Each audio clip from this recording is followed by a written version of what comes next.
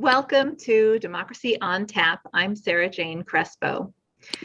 Since the Mayflower landed on our eastern shores, immigrants have been shaping the place we call home.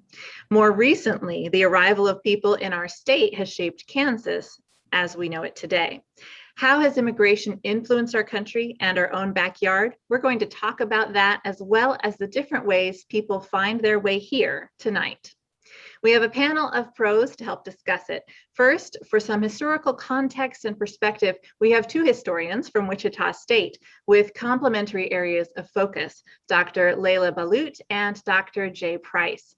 Next is Sandrine Lisk, managing attorney for immigration law and advocacy. Then we have Yeni with Sunflower Community Action.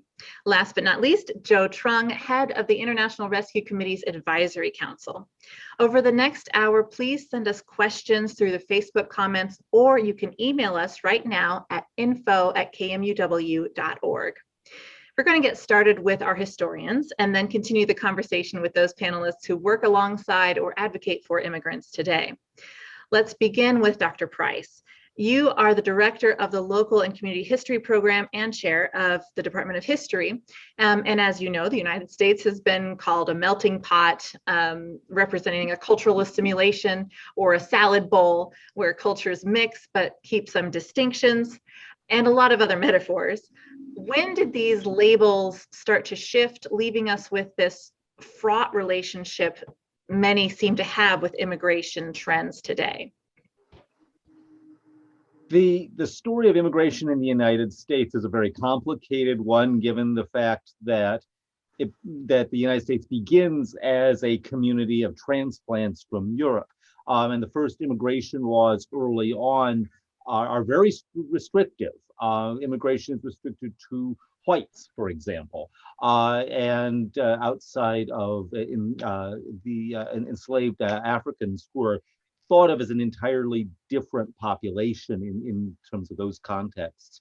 The United States also has sort of an unusual understanding of ethnicity and identity. The idea that you could change nationality and by extension change ethnicity was a new concept in that. For much of the world, changing ethnicity just wasn't something you did, but the idea that you would come here and become part of the larger community was its own discussion back and forth.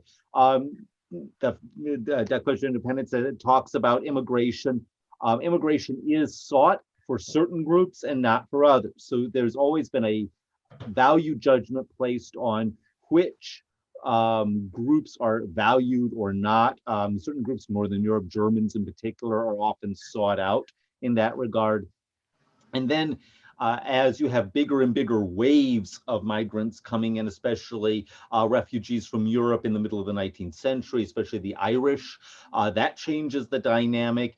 Then you have this tension between industry that wants workers and the industry that will bring workers in, yet are these workers part of the society? And there's a tension back and forth. So the Chinese, for example, are brought into the United States to work, but are they expected to stay there? Well, not necessarily. So that idea of people coming here and then becoming part of the US is its own complicated discussion. Then you have a major influx in the turn of the last century, the 1880s through the 1920s, that brings new waves of individuals from Southern Eastern Europe that will result in a series of immigration acts that will clamp down on immigration in the 1920s in favor of a quota system that will then be changed in the 1960s, where our current immigration patterns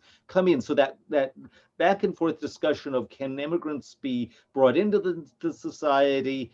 To what extent? Do you keep individuals out? Do you try to encourage, dare I say, force assimilation into society? Was a different model. And there wasn't a consensus on that even in the 19th century. Maybe this is a good moment to turn to Dr. Ballout, as immigration is a huge emphasis for you in your study.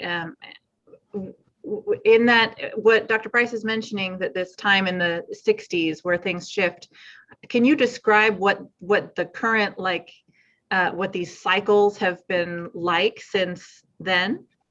Absolutely. Right. So after World War II, you have a lot of immigrants to the United States having fought together during the war, fighting for civil rights when they return. A lot of groups that were considered white ethnics, sort of Italians, Slovaks, Eastern Europeans, did not fight in segregated units. And so they began to form a more unified white identity.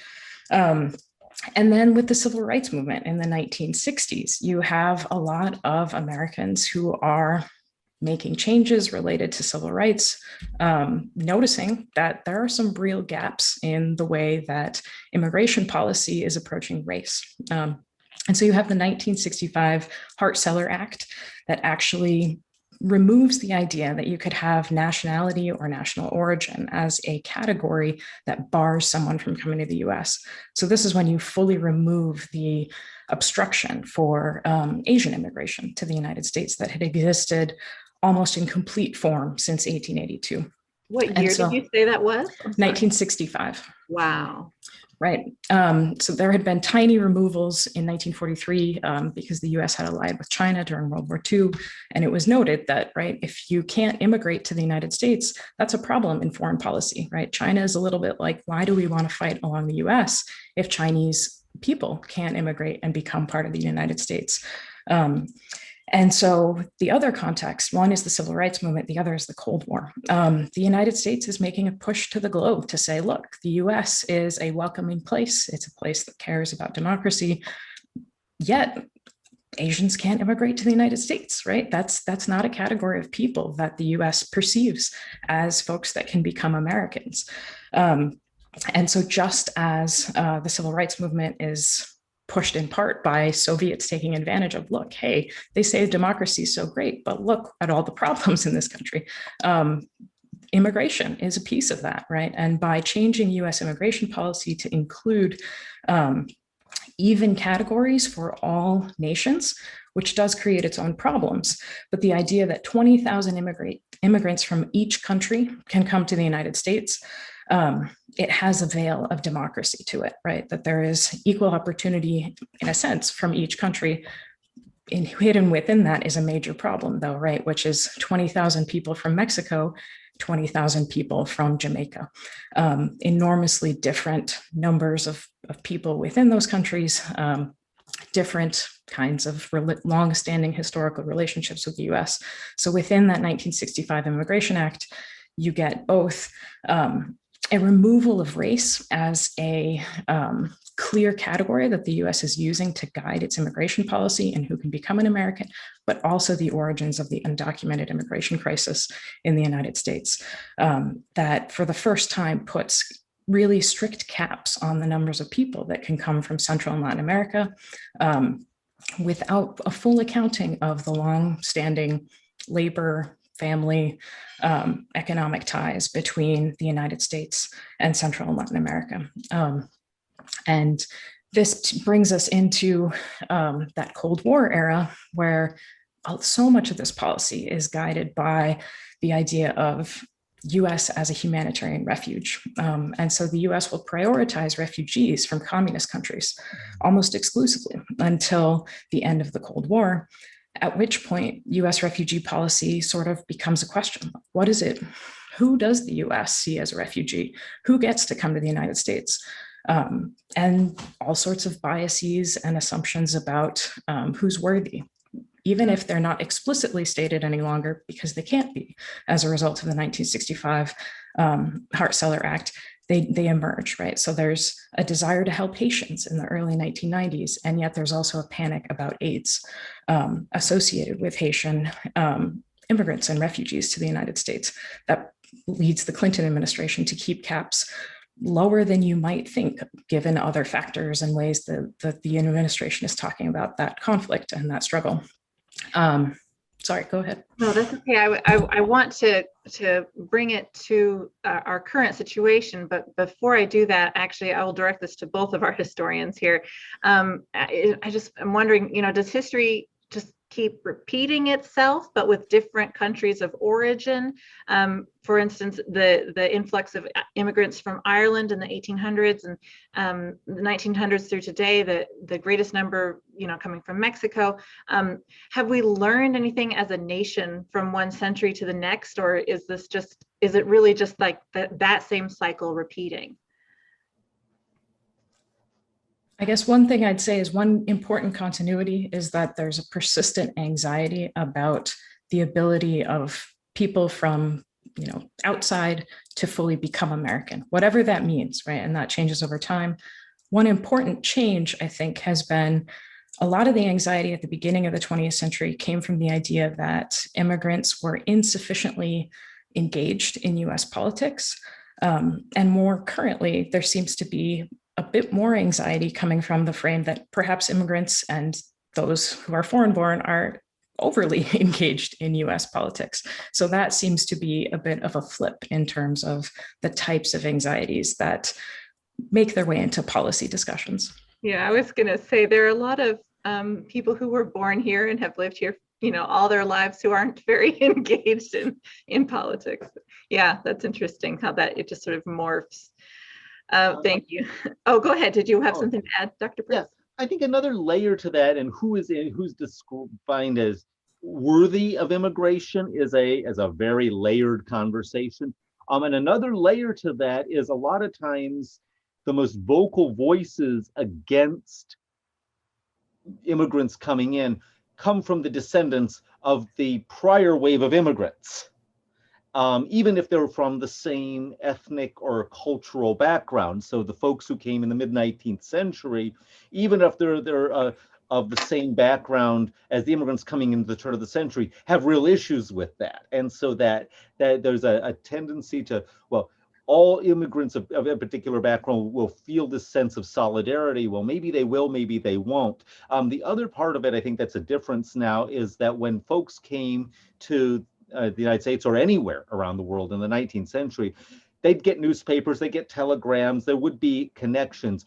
But the idea of being able to go back and forth as regularly as people do now, and the constant ability to maintain media connections and community connections and so forth is so much more enhanced today than it was 100, 150 years ago.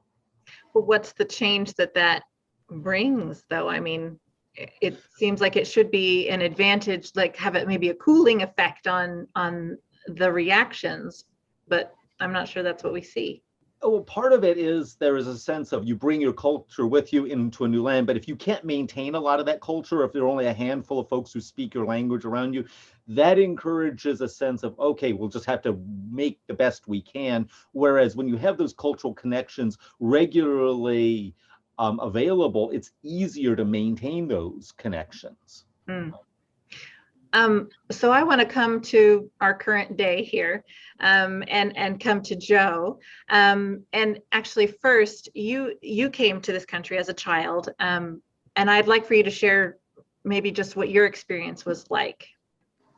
Yeah, sure, definitely. My parents, my mom and dad came over with my brother, my sister, and I in 1996. And my mom's grandfather actually sponsored them to come over in 1981, actually. And he was sponsored by his nephew, who was currently in Colorado. So we, I think, were part of the second to third wave of Vietnamese immigrants coming over to the US. And Wichita just became our place of resettlement because I believe Catholic Charities helped to resettle my family. And I came over when I was 4. And my immigrant experience is definitely my own, but I also see it through my parents' eyes because they relate so much of, what they've gone through to what we're kind of currently going through. My brothers and sisters, there's a lot of conversation about the differences of us growing up here in Wichita and in the US that differs from their own experience, and a lot of cultural clash that comes along with that, as you can imagine. Yeah. What do you find most immigrants that you work with need the most? Well, one thing I would like to differentiate is that with the International Rescue Committee, the International Rescue Committee focuses on refugees, and that difference is that refugees are given refugee status, which gives them benefits to living in the US, versus immigrants, which is another broad category that includes undocumented immigrants, who, and in that specific population, they do not get benefits. And so with refugee status, you are given a pathway to citizenship after 5 years of residency within the US. And so that's a key difference between refugees and immigrants. And I would say that with undocumented immigrants, I would say that the needs are great. I think that refugees and immigrants are similar in that they need the support from their surrounding community to really thrive in their experience and time, working towards integration, full integration. And support from the community around them, does that mostly mean advice in day-to-day things, or how to kind of get along in this different culture? Yes, everything that you've said.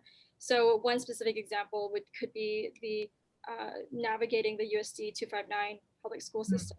That's become a really major part of integrating refugee children into the system, and the multilingual education services that USD 259 does provide has been very important in helping them to navigate the school system.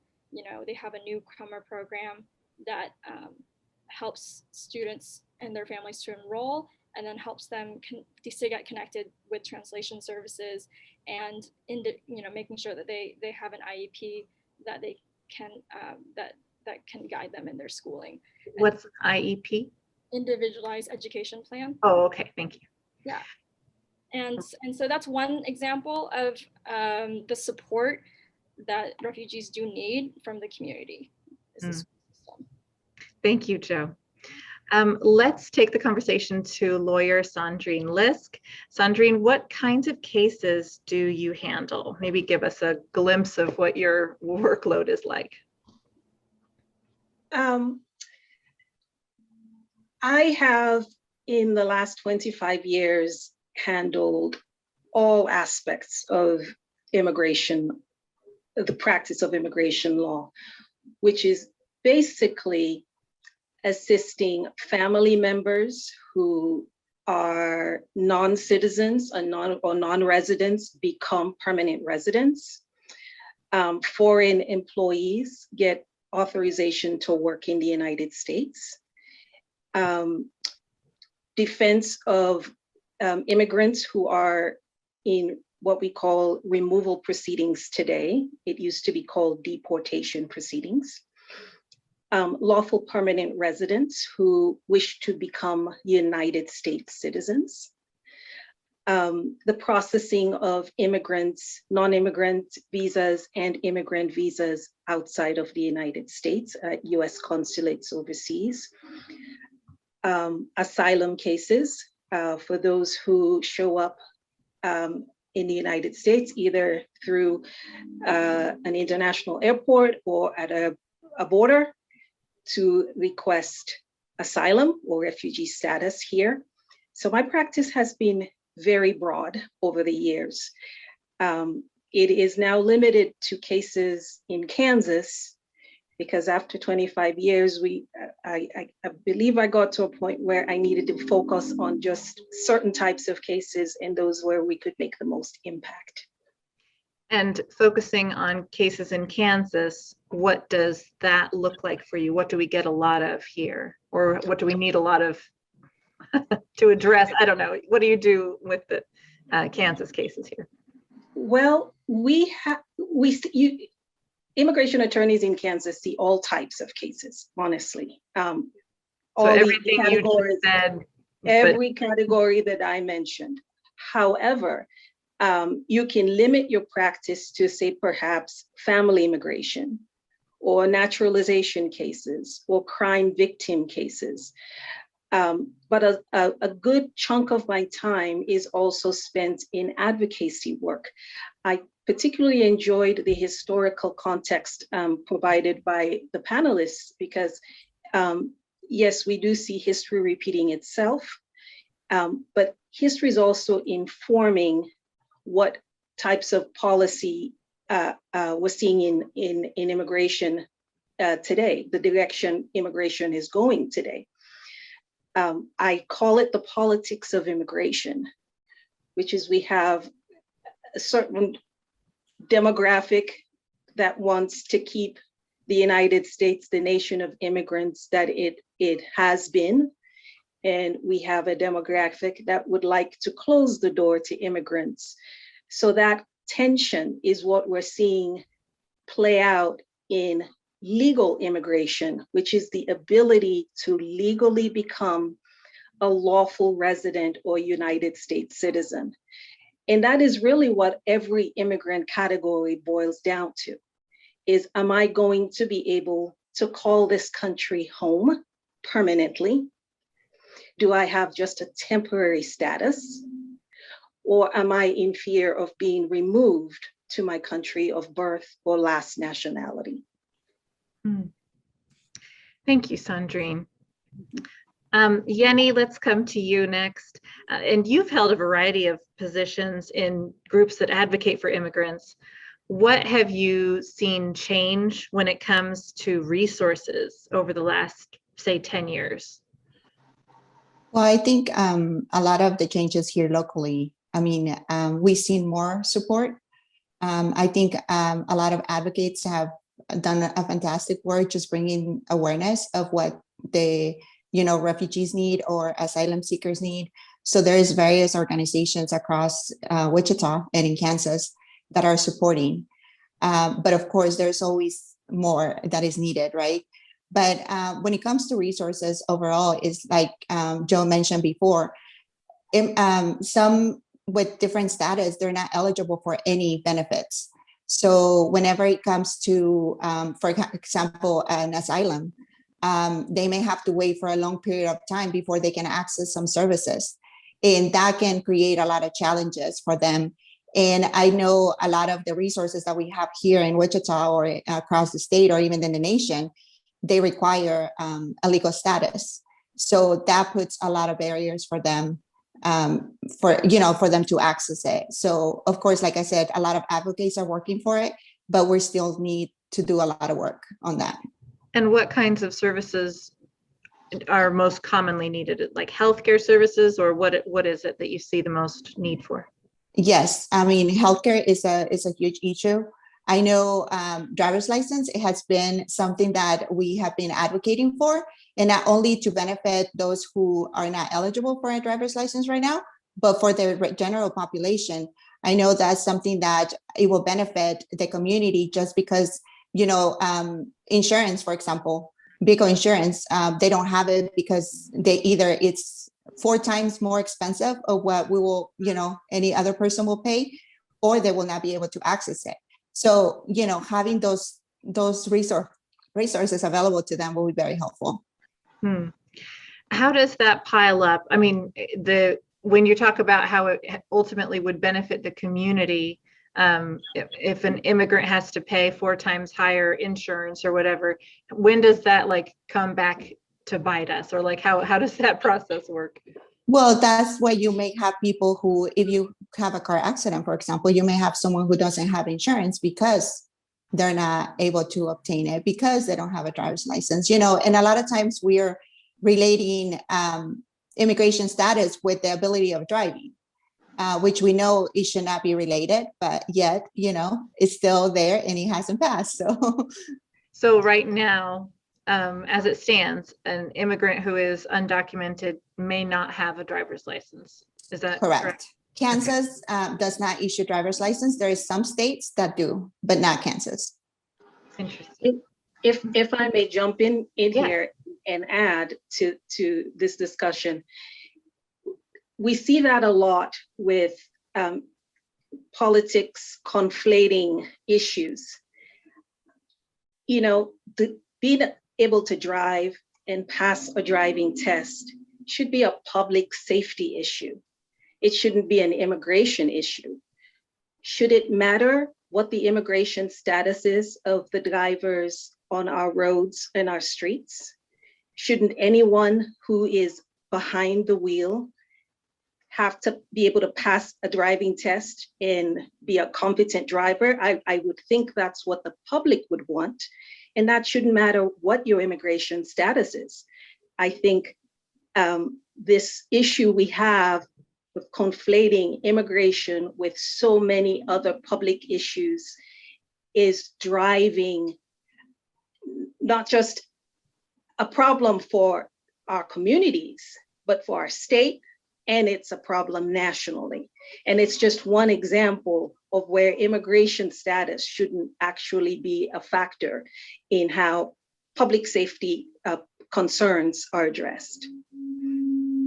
And just to add, just for, I know you were talking about resources. So someone who is doesn't have a legal status in the United States is not eligible to receive food assistance, cash assistance, childcare, things like that. So they don't access that. Only citizens or residents who have been here for more than 5 years actually are eligible for those services. So a lot of times there is that misconception that we're coming to this country and taking advantage of, our public benefits. However, if there is 11 million, in the United States right now who don't have a legal status, they're not accessing these benefits. However, they're paying taxes and they're contributing to our economy. Thank you, Yeni. Dr. Price, let's come back to you. Is it possible to say when immigration is helpful to a country and when it is not? Are there some factors that that you would look for historically? That's such a broad question. I think that's hard to pin down. I think it depends on what the community is. A lot of times immigration is going to address a specific need in this community, especially for labor and so forth. So certain industries will bring in certain labor, or we in this country will want perhaps guidance on or restrictions on immigration, but we also want cheap products. And the two are in tension with one another in that regard. So there's a perception that immigrants are a drain, when in fact the society also wants the services that immigrants will provide. So it goes back and forth in that regard. I think also scale plays a role with this. Countries seem to be more open to immigration in smaller numbers. When you have larger numbers, that tends to increase anxiety in the society. And I think we see this, it's not just a US story, this is across the board. I might turn it over to some other folks who have some other frameworks on that. Dr. Ballout, did you want to add to that? Yeah, I'd just chime in that a feature of that 1965 Immigration Act was to prioritize skilled immigration. And so this is, it has many outcomes, but one outcome is that many other countries often complain of brain drain, right? That their most educated, citizens flee to Western countries, often the United States. They'll never return, right? And so their kind of education, their intellectual production, right, is often going to countries like the United States. And so this is a deliberate structure of the US immigration system, which is to seek to bring in people that can serve particular needs, especially by bringing in people who can facilitate particular parts of US industries and science, especially. I want to ask, I feel like people talk sometimes about open borders, and I'm curious if that has historically, when that had ever been a true thing in the history of the United States. Did we once have open borders? Were there some ramifications of that, or would this be a new concept? I think maybe the panelists bringing in the history of immigration would be a good resource for that. But before the country was formed, anyone could show up. If that is the concept of an open border, then we had that. You could just come to the United States and make your fortune. And back then, we certainly didn't call them illegal immigrants. It's interesting how the pilgrims on the Mayflower, the adventurers, the colonists, we hold in high esteem and in high regard, but they pretty much showed up in this country, on this land, and seeking something better for themselves, and eventually over centuries became Americans. I really don't see a difference between those who boarded the Mayflower and embarked in a very treacherous journey with their children to seek a better life in the United States. How are they any different from the migrants who are showing up at our southern and northern borders seeking the same thing? Now, I don't think anyone today is advocating for that. We've certainly grown past that, and we do need secure borders. But demonizing the migrants today who show up here is certainly a double standard when you look at the history of this country and how we were formed. Though that said, a lot of the migration across the Atlantic took place in part of an imperial system. And so they were British subjects going from Britain to another part of the British Empire. Had they crossed into Spanish territory, they would not have been welcome. And there's a huge conversation about us calling ourselves Americans, because in Latin America, that's a different nomenclature. So I think, and in fact, even in a place like Mexico, that isn't going to be open to people living in Mexico until after the Mexican Revolution of the early 1800s. So that migration was a little different, although there were parameters within that. But Laila might have a better sense also on some of the borders on that side. This just taps into a couple threads that we've hit on, which is that many people came to the United States via ships contracted by companies to work. But in the case of many of them, they were not permitted to become citizens. So it's not until the 14th Amendment that birthright citizenship is established in the United States, which means that, for all of the, Chinese contract laborers coming to the United States to build the railroad, there's a pretty clear framework in US law to say these are not people who ever will become US citizens. And so even when US borders were rather open, there was in the past really firm restrictions on who could become an American.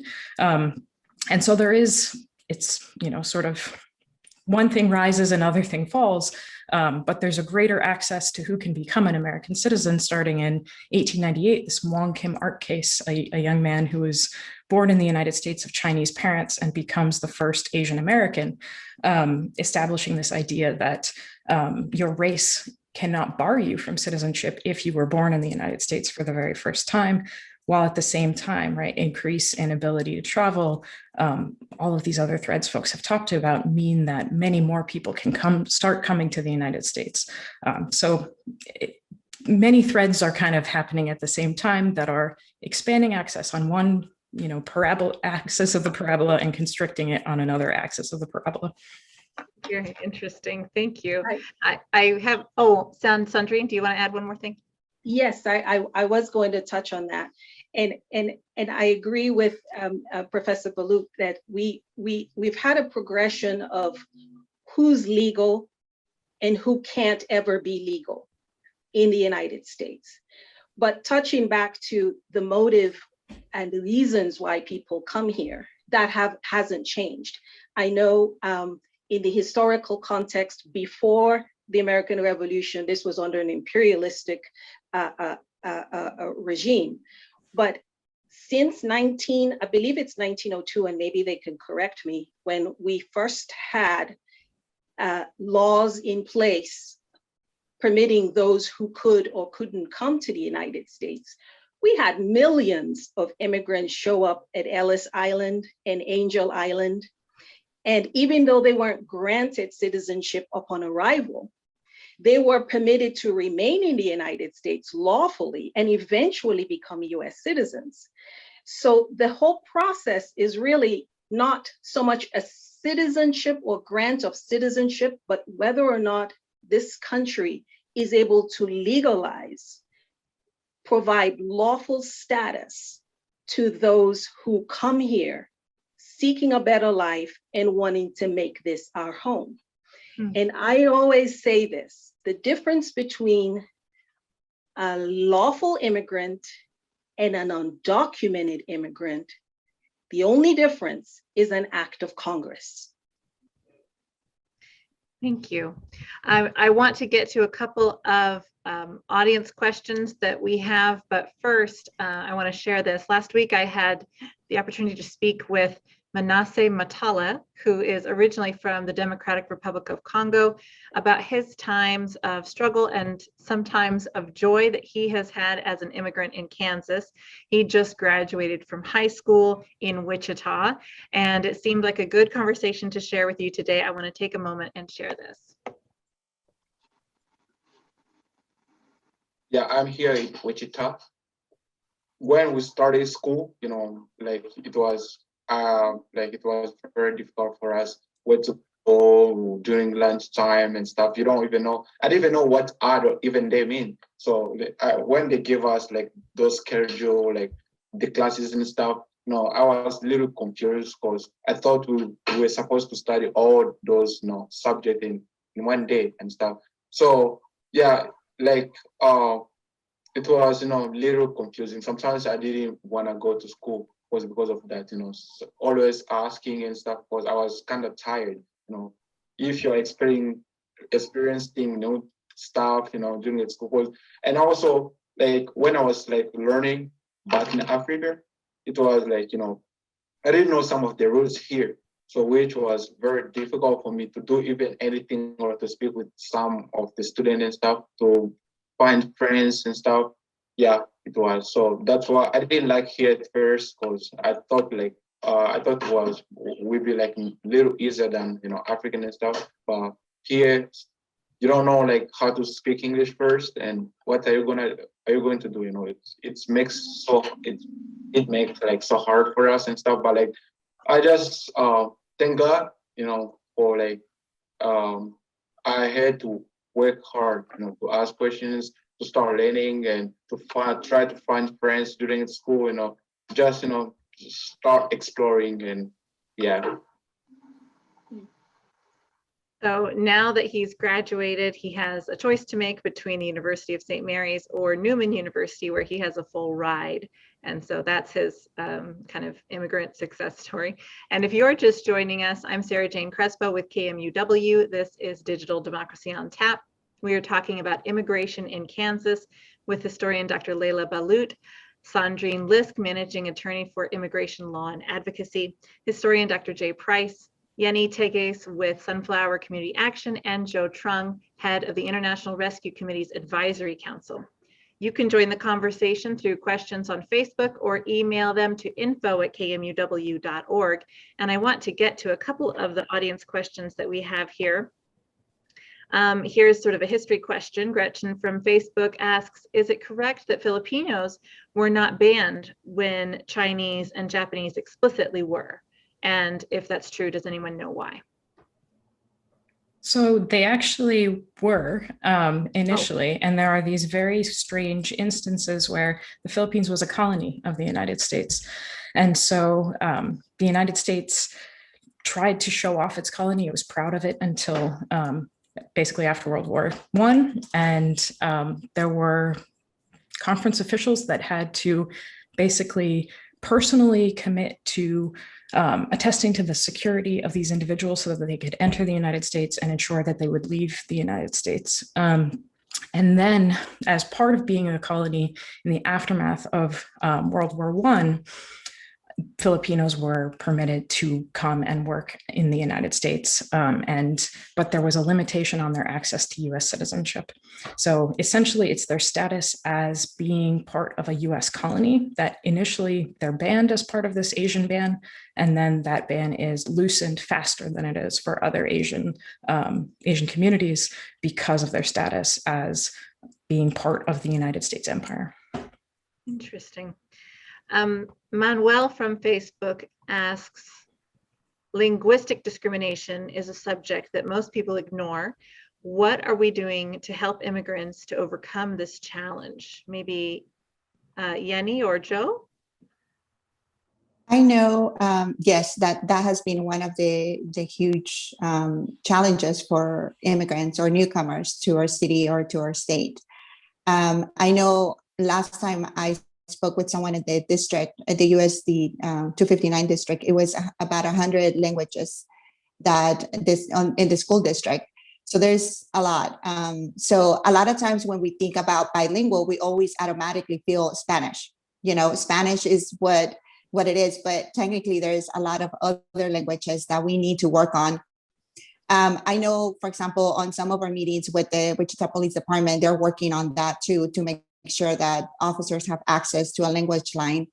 Unfortunately, we don't have a lot of people who are in our city who speak, that can translate for us. I know within IRC or Sunflower Community Action, a lot of times we have those barriers as well.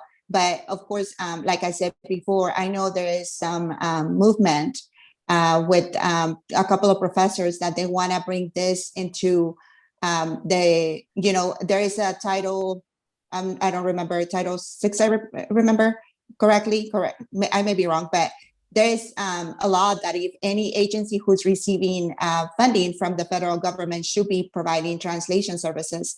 And as I have seen working with refugees or immigrants, even when we go to a local provider who I know they receive funding from the federal government, they're not providing bilingual services. So it is a battle that we're facing every day, that our clients face every day.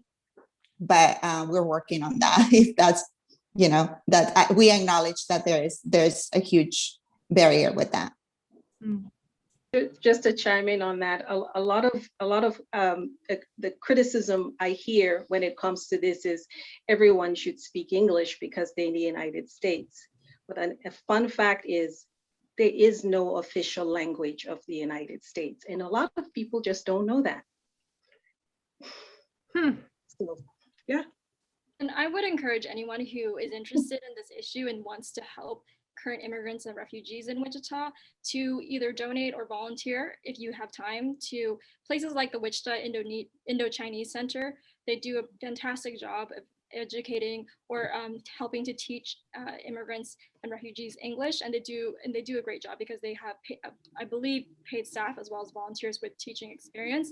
And the key is it's very important for immigrants and refugees to have to actually learn English, and so then they can pass on that to their children and also be a resource to their own community and help them to navigate services with their bilingual ability. And I've been very impressed with the refugees and immigrants that I've met. A lot of refugees that I met, like Manasa, who we just saw, they know 3 languages from their time being in a neighboring country. When they had to stay to wait for their refugee status, they had to learn that native language in that country that they were staying as they waited for the refugee status. And so refugees and immigrants are definitely capable of learning English and then being a resource to their community. They just need that support from the community itself.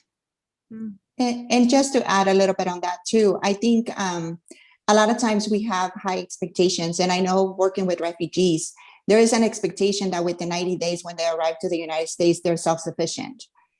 So we have all these standards and all these requirements that they have to meet, find employment and rush them into different things just because that's how the system is set up. Of course, our case managers and people volunteers that work with the refugees and immigrants do their best to put them in the right track. However, a lot of times survival, they're in a survival mode right now, and learning a different language can be, just something that is not in their, in their mind at the moment, because what they're trying to do is provide for their families, make sure that their children have the basic needs. So, for me, I came to the United States when I was very young, and I learned English. I still have a pretty bad accent, but I'm working on it. But I think it is very difficult to learn a different language when you are already trying to survive within the system and have, are employed full time and have children and all of that. So I just, I think that's what we just have to be mindful of people whenever they don't learn a different language. Yeah, it's difficult to learn a new language when you're doing nothing else. It's always hard to learn a new language. Yeah, that's interesting. Rhonda from Facebook asks, how is the pro bono immigration clinic going? We had a great need for that locally. Sandrine, can you speak to that? I would have loved to continue the pro bono immigration clinic, which was its first in Wichita. This was a clinic birthed out of a desire by Wichita State University students with the Poli-Sci department in getting, I would say, clerical translation, filling out of forms, that type of service to low-income immigrants who can't afford an attorney. I was their legal director, and we set that up because they had this desire to serve the immigrant community. Unfortunately, because this was tied to an on-campus, it was tied to WSU as an on-campus organization. Once that organization dissolved, so did the clinic. And it dissolved at the beginning of the COVID-19 pandemic. I believe it was last year, March, when everything shut down and students had to leave campus and start taking classes online. Unfortunately, we haven't been able to put together a new on-campus organization that will carry the mission of that clinic forward. But I have hopes that we will be able to find, if not WSU students, but community volunteers who are able to dedicate their time to serve the immigrant community. It's been a challenge, as we all know, and I feel like a broken record when I say the pandemic, but we've only just now started to get things going again. So hopefully we'll be able to get that started again. It's on my list of things to do. I'm sure it's a very short list that you're working on. Just kidding. So I'd like to go back into history one more time here this evening and ask about immigration trends here in Kansas. And I'd like maybe for us to, if Dr. Price or Dr. Ballout, whoever you think should address this, but where can you paint that picture of kind of where most Kansas immigrants have come from and just sort of those trends over time? Part of that, I think, goes back to when you're talking about Kansas, because Kansas begins again as a extension of Indian territory. So there's actually, if we think about Native peoples as nations, there's an immigrant story there with Cherokee and so forth. When we're opened up as state, there's a very big interest in immigration and encouraging immigration that's seen as a development tool, but in a lot of ways through the tools of the railroad. And we really could owe a lot of these developments to a handful of people, including Carl Bernard Schmidt and Adam Rettelheimer, who are the land agents for the Santa Fe and the Union Pacific. And so they were encouraged, especially Germans, to come out and settle communities, largely to create a market for the railroads. And so what we develop in Kansas are a series of small communities that really maintain an ethnic enclave to themselves across the rail line. So you might have a German Mennonite community, a German Catholic community, Swedish community and so forth. We have the Little Balkans in southeastern Kansas. But then we're also going to start seeing other immigrants coming in the turn of the century, ethnic entrepreneurs and so forth, Syrians, Jews, Italians, Mexican workers are going to be part of this with the railroads and so forth. So that network is developed really by the turn of the century. But really, if you look at even a small town in Kansas, say 1910, you're going to see a German Jewish merchant, a Syrian merchant, Mexican railroad communities, African American migrants, Germans of a variety of stripes in the community. That small town Kansas was actually a lot more ethnically diverse than we would realize. Very interesting. Anything you would like to add? And just chime in that there are certain industries, right, that have deliberately brought people to Kansas. So there were the mining industry that tried to bring in, Italians and East Europeans to Kansas, sometimes as strikebreakers against each other, taking advantage of ethnic rivalries. Then you have meatpacking plants, right, and especially in the 1980s, really becoming essential employers and building up particular communities, especially Garden City, right, as an extraordinarily diverse place. Sometimes the first place that immigrants come to, they come directly to Garden City, Kansas, right, without stopping anywhere else. And so particular industries have and continue to serve as recruitments, and sometimes even places where refugees are being recruited to. So there's Rohingya refugees from Myanmar that often get recruited to go to meatpacking plants. And so this is a longstanding practice dating back to the railroad that continues to happen today, even if the specifics of the industries have changed. Oh, go ahead. I was just going to say there was a very interesting article on ksn.com. I would like to say about, I think, May 30th. And it was a compilation by STACA of all the immigrants or the top immigrant groups in Kansas today. And I believe the top 10 are Mexico, India, China, Vietnam, Guatemala, Philippines, South Korea, Honduras, El Salvador, and Germany is still number 9. Which is interesting because back in the 1800s, Germans formed the largest group of new immigrants. And today that country is Mexico. Very interesting. Yeah, I'm going to have to check that out. I would like to ask more about the industries in Kansas that depend the most on immigrants today. Yeni, can you speak to that? Can you hear me? Or maybe she's frozen. Oh, we might be having technical difficulties here. Would anyone, Joe or Sandrine, do either of you know kind of what industries are the most dependent upon immigrants today in Kansas? Well, I think, like it was mentioned before, the meat plants, yes. Mm-hmm. Meatpacking plants? Construction, hospitality and service industries. Those would round up the top. I've heard from.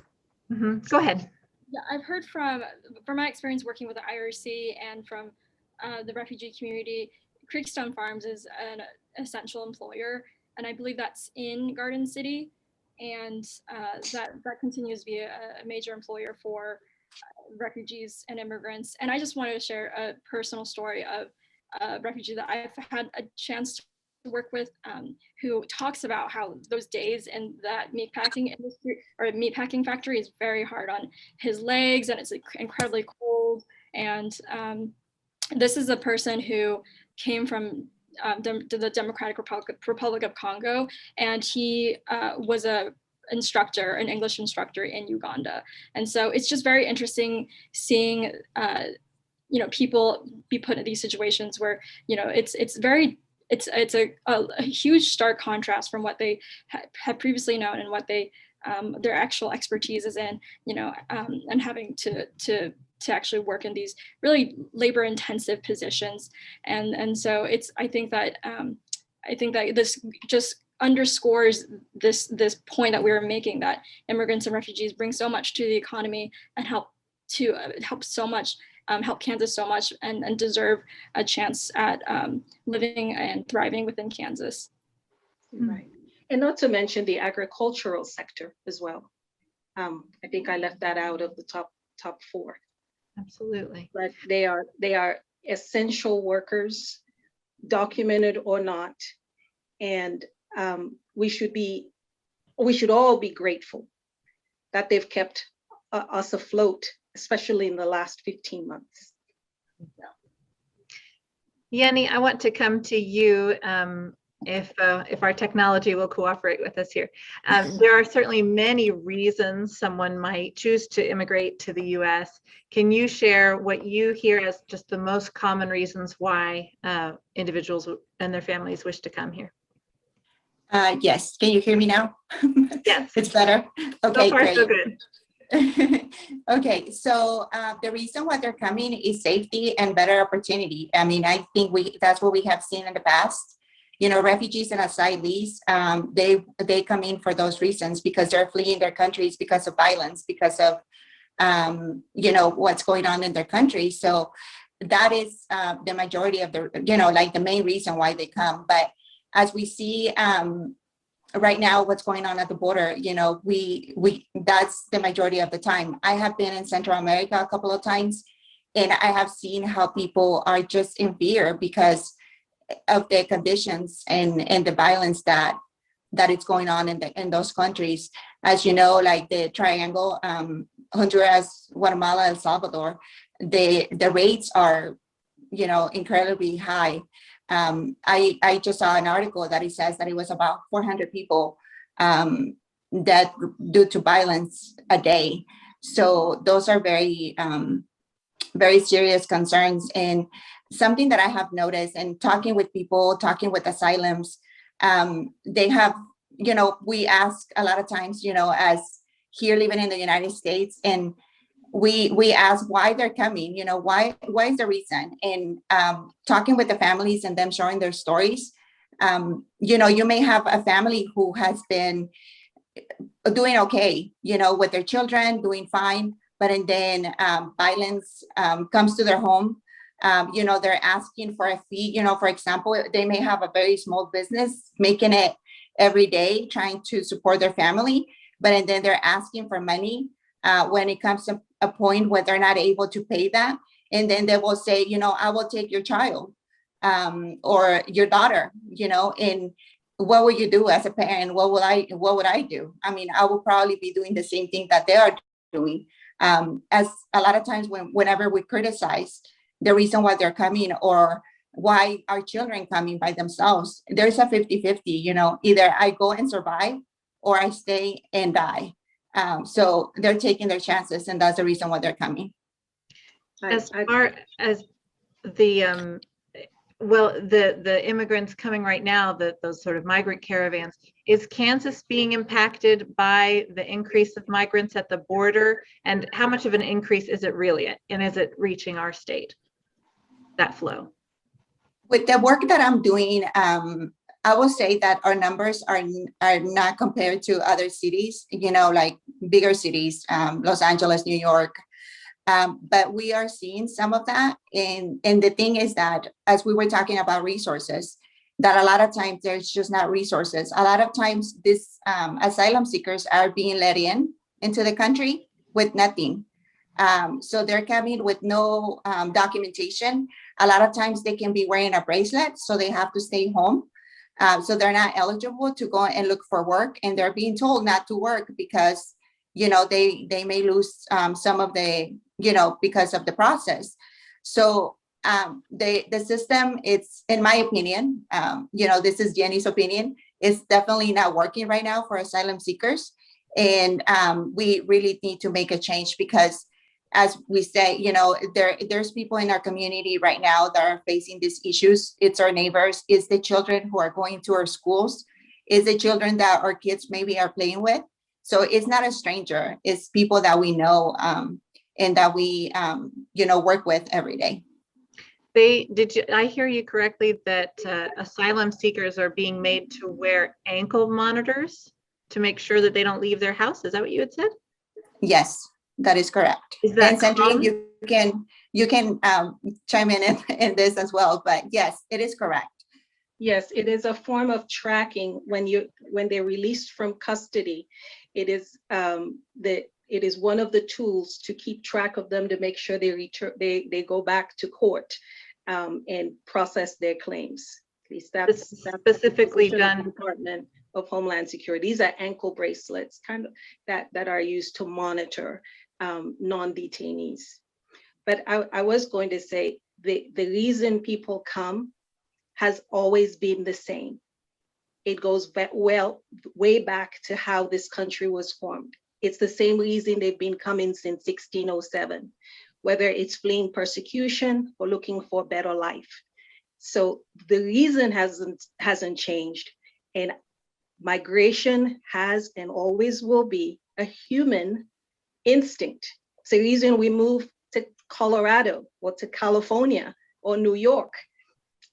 It's the reason someone from France wants to move to Australia, or to the United States. So how we figure out who comes and who gets to stay, I believe, is going to be up to your immigration politics. Well, thank you all so much for such an informative discussion. I hope you've enjoyed it as well. This Digital Democracy on Tap conversation is sponsored by Susan and Leon Mader of Mader and Associates. I'm Sarah Jane Crespo. Thank you for joining us, and tell your friends and family that they can watch this conversation on our website, kmuw.org, under the Events tab. And good night.